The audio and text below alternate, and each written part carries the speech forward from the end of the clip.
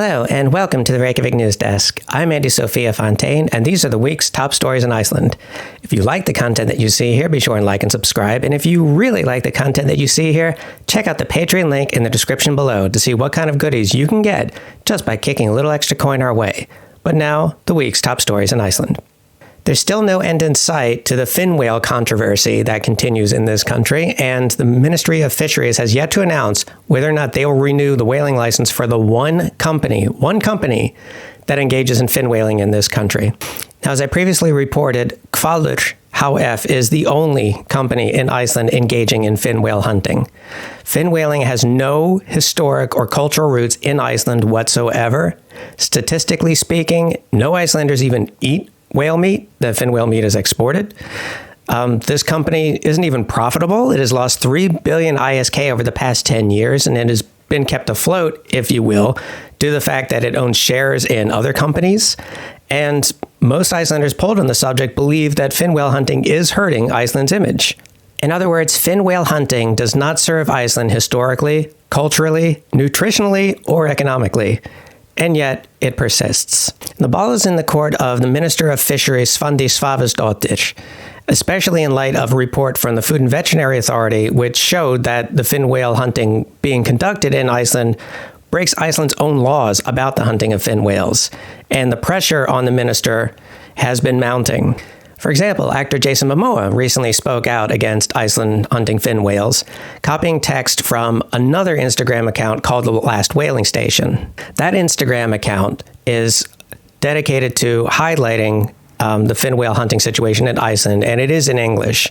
This includes an excerpt of a translated comic from an activist and illustrator called Ránflyðing, a name I'm positive I'm not pronouncing correctly.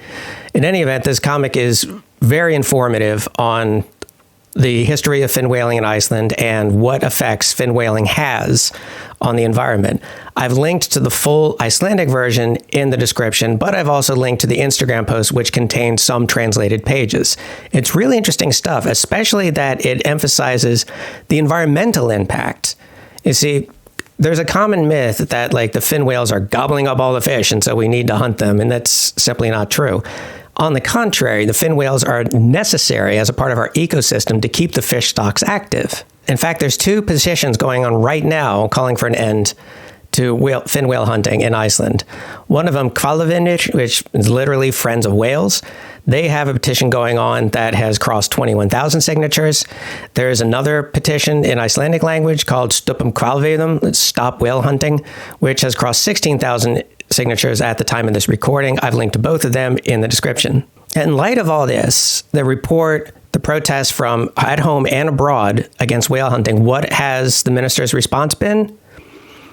Well, she recently met with the Committee of Industrial Affairs in Parliament, where they went over some of the findings of the report, including some findings that weren't widely reported on.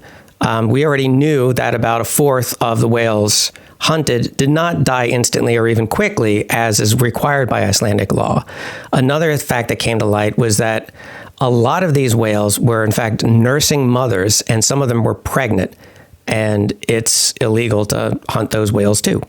Despite this, Svandís Svavarsdóttir, Minister of Fisheries, that, as I mentioned earlier, Svandís has maintained that she has no legal authority to revoke the current whaling license for Hvalur. But that's left the question, okay, but is she going to renew the license or not? Well, she hasn't taken a public stance on that exactly. And this may be confusing to some of you who've been following this story for a long time, because as I first reported, last year, she was telling National Geographic that whaling was, quote, a part of our past rather than a part of our future, end quote. But now she's been saying that it's going to take a very strong argument to convince her to renew the whaling license, and more recently has said that all the aspects of whale hunting are going to be examined, including its environmental and economic impacts.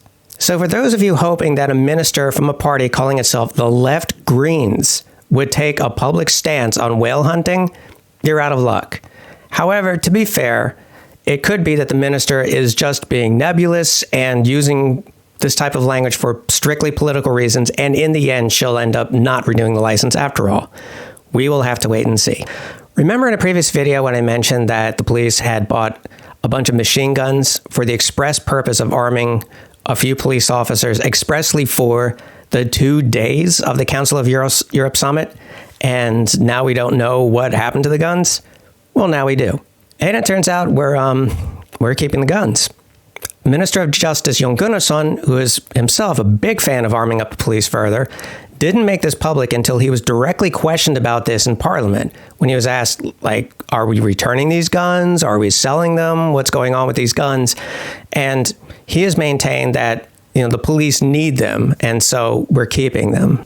He added that he will not be selling the guns. The guns are here to stay, and he denied allegations that he had used the Council of Europe summit as a sort of backdoor to bringing machine guns into the hands of police. Now, while it's a truism at this point that any armaments you give to the police are going to be impossible to take away from them, as you probably know, your standard patrol officer in Iceland doesn't even carry a sidearm on their person, let alone a machine gun.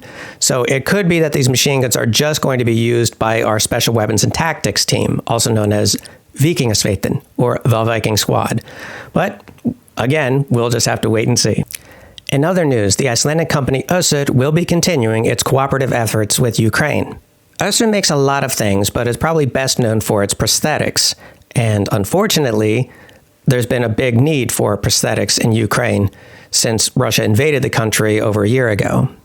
As such, Össur has been contributing prosthetics and training to help Ukrainians.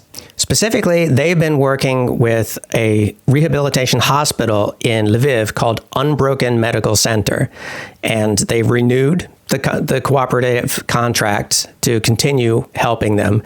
And I've linked to the webpage for Unbroken Medical Center in the description below, so if you have the means to kick a little donation their way, by all means do so. Goodness knows they could use the help. Tunnels. Believe it or not, tunnels are a pretty hot topic in certain regions of Iceland, in particular the West Fjords in the northwest and the East Fjords.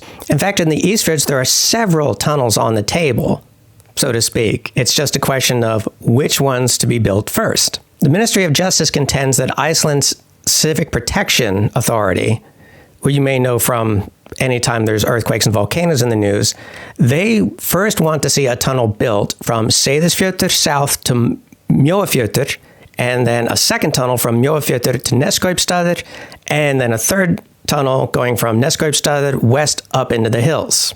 However, this directly contradicts a plan from the Ministry of the Interior, which would rather see a tunnel connecting Eyjasteiðir and Seyðisfjörður. You would think that the Interior Minister would have the final word on this, but here we are. So the Interior Minister is asking Civic Protection for their reasoning for why they want these 3 tunnels built first. Well, whatever tunnels get built first, I really hope that they just hurry up and make a decision on it. If you've ever driven through the West Fjords or the East Fjords, you will know that driving in and out and in and out and in and out of all those fjords can be a real headache. So yeah, on with the tunnels. And lastly, you're looking at the oldest known tree in Iceland. This specimen, a juniper tree, was found in Hólasandi, just north of Lake Mývatn. It's estimated to be about 280 years old. And that's a pretty advanced stage for a tree in any country, let alone a country that regularly has lava spilling across the surface of the earth. So, not too shabby. In any event, that's the week's news in Iceland. I would just like to remind you that my Ask Me Anything session will be this Saturday, the 27th, at 1600 hours GMT. This Ask Me Anything session is available for $20 patrons, wherein you can ask me a question about myself, or about the Newsdesk, or about Iceland in general, or anything at all. If you want to take part in this Ask Me Anything session, there's still time to sign up on the Patreon now. Furthermore, the new viewer poll is up, and this viewer poll is for $15 and $20 patrons, and this poll is used to decide what the topic of my next single topic video will be. And I'm really excited about this. My viewers always choose great topics for me to cover, so I'm pretty excited to see what the results end up being. And again, you too can participate in this poll by signing up at the $15 and $20 level. In any event, thanks so much for watching. Be sure to like and subscribe. Check out the Patreon and the description below, which reminds me, I would like to thank Corinne Vasquez, Marion Ward, Christopher Hunter, Marion Moores, Kimberly McDaniel, Iceman98, and Octavia Hrund-Jonsdottir for being patrons on the $20 level, Laura Johnson for being a patron on the $15 level, and Stephen Ellis and Vivi Carvajal-Schaffner for being patrons on the $10 level. You folks rock. That's all from me. Be good to each other.